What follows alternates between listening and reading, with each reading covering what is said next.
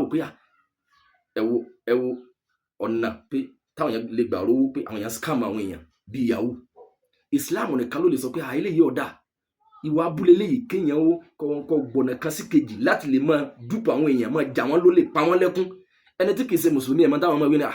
ọgbọ́n jọgbọ́n lọ ni èèyàn rí ẹsẹ̀ wèrè ńlẹ̀ kò bú sí ọlọ́gbọ́n ló máa gbẹ́sẹ̀ rẹ̀ kalẹ̀ adájọ́ fi kálukú lẹ́jọ́. Gbogbo ọ̀nà tí èèyàn bá gbà tí gbèsè ayé rẹ̀ bá fi lè rọrùn àwọn gbà pé n ti ń bọ̀ yẹn n ti ń sìn yẹn ìlókun lọ́wọ́. Lánàá mo kọ́ máa kúrọ̀ sí fídíò kan abọ̀rìṣà kan sọ wípé ẹ wo gbogbo ẹni tó bá fẹ́ sóògùn oṣólẹ̀ fún má gbà kí wọ́n lo gúnugún fún wọn torí pé pàkọ́sà rẹ̀ ò dáa.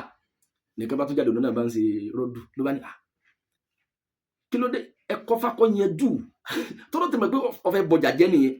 owó tó máa chájì èèyàn pé gúnugún ni iṣẹ́ yẹn bá dé kì í sowó kékeré ló bá ní gúnugún kò sí